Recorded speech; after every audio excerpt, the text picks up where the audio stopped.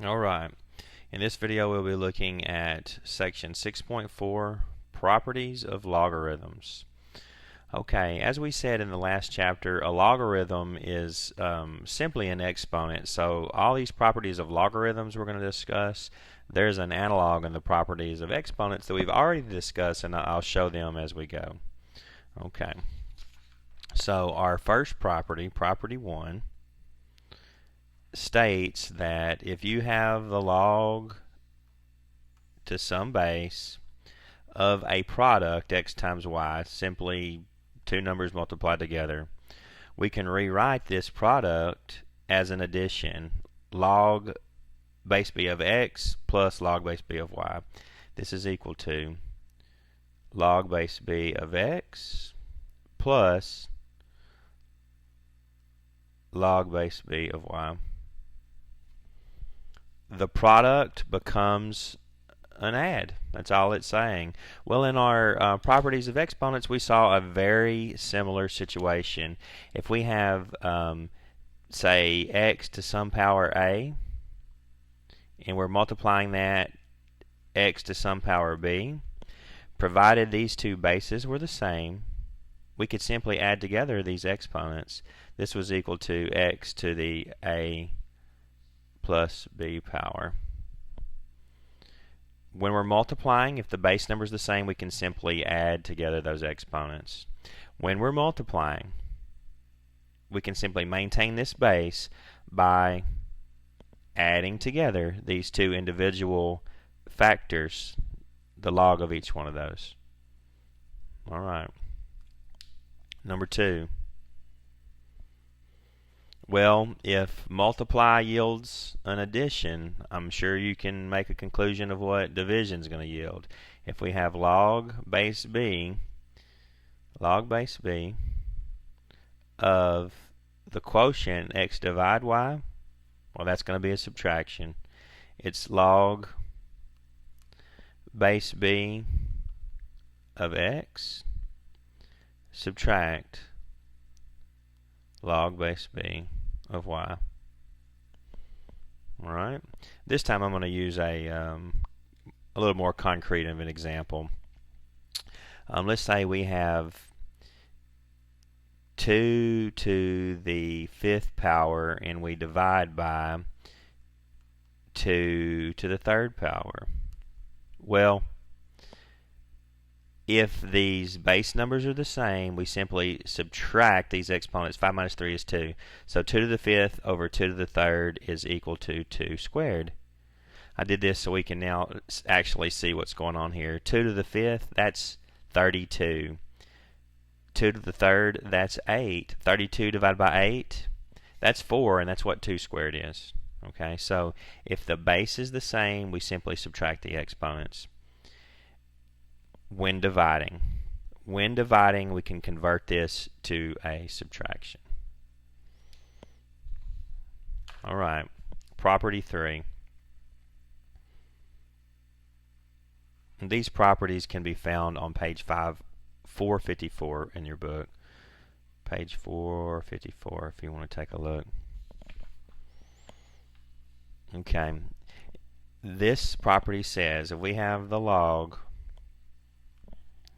of some base b to x of x to the power of r, we can simply bring this r out here and multiply by this expression. This is equal to r times log base b of this x. Alright, so if we have some number raised to a power and we're taking the log of it, we can simply take the power out in front and multiply by the log. Well, this analog is our power rule. We call this in exponents, this is the quotient rule, a multiply. Pardon me, this is the product rule, a multiply. This is the quotient rule, a divide. This is called the power rule. If you have some value x and it's to a power, say 3, and then you take that and square it, well, you simply multiply 2 times 3 and that gives you 6. This is x to the 6th power. Alright, so when we have some basically a power to a power, we multiply that out in front. Here we took 2 times 3 and it yields 6. So each one of these properties of exponents that we've seen previously, there is an analog in the properties of logarithms, because as we saw in 6.3, a logarithm is an exponent. With these 3 main properties, we're going to be able to answer the problems from 6.4. We'll be looking at page 457, 3 through 45 multiples of 3. That is 3, 6, 9, and so forth. Alright. I'm going to leave you with these problems, but I'm going to do ones that are adjacent to those that will be helpful for you. I'm looking at number 4.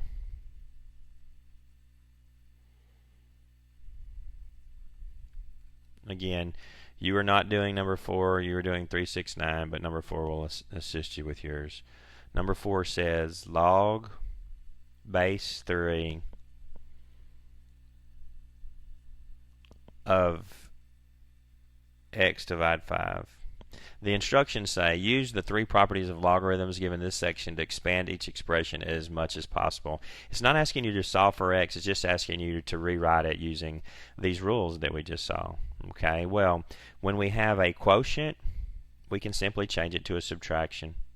Thus, log base 3 of x subtract log base 3 of 5. In this case, I used our property number 2.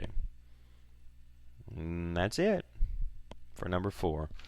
Alright, skipping on down, I'm going to look now at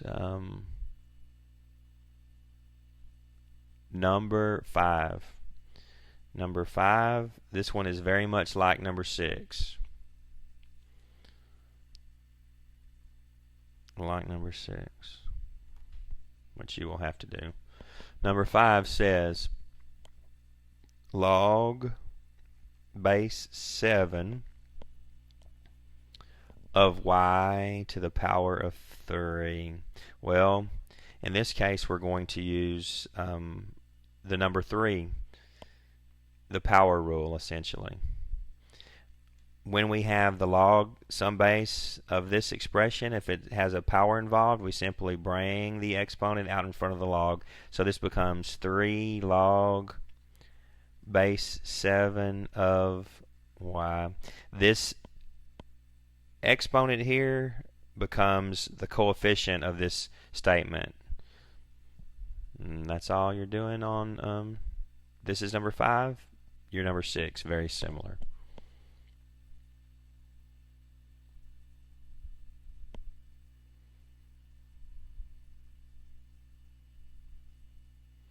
Alright, I'm going to do 16.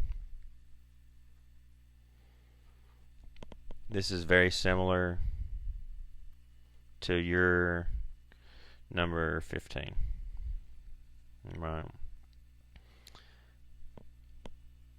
Number 16 says log base 10 of 5 divided by 4y. I'm going to put this in parentheses just so we don't get confused with this subscript and my denominator there. So in this case we have both a quotient 5 divided 4y and a product down here 4 times y. So first I'm going to rewrite this using my rule 2 here, the quotient rule. So this becomes log base 10 of 5, that is my numerator, minus log base 10 of 4 times y.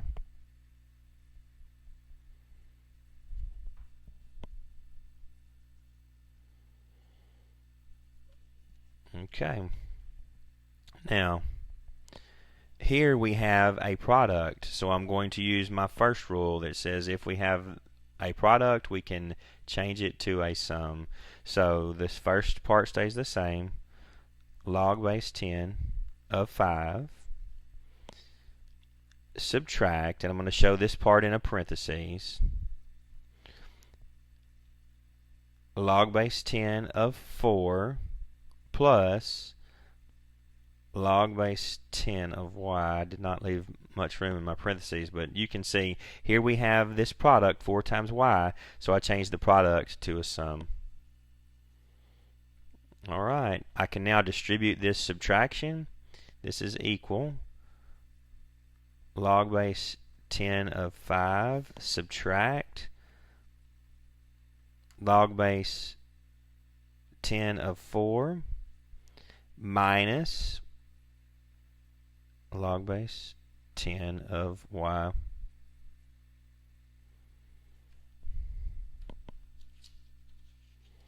Alright, so this expression is equivalent to this one here. So with those, I think you will be able to handle the remainder of 1 through 26.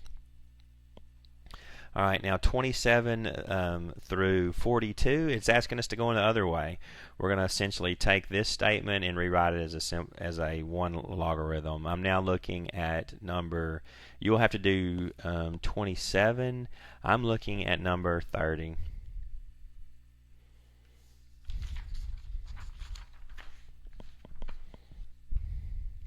No, we'll do 30. That is on your assignment as well.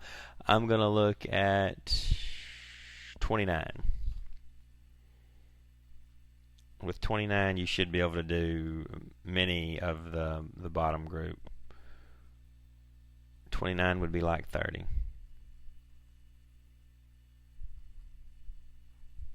Okay. Number 29 says 2 log base 3 of x subtract 3 log base 3 of y.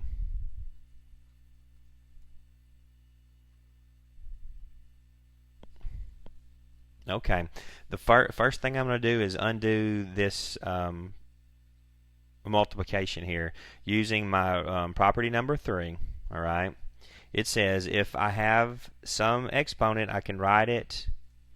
If I have some exponent, I can write it out in front as a product.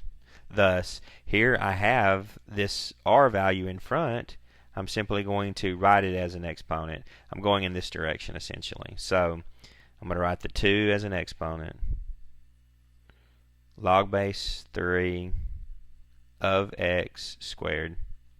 I went this way. Okay, I'm going to do a similar with this second one. Minus log base 3 of y cubed. Okay, so I wrote both of these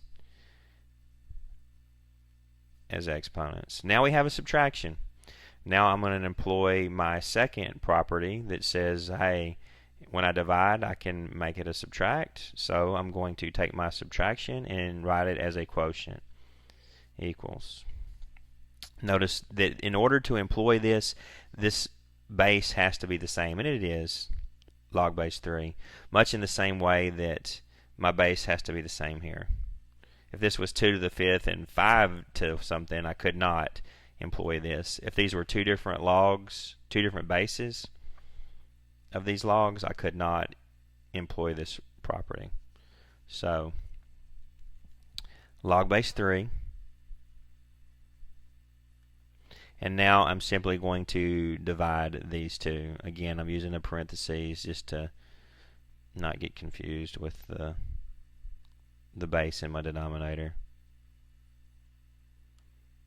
Alright, here it says if it's a division, I can make it a subtract. So if it's a subtract, likewise, I can employ my divide.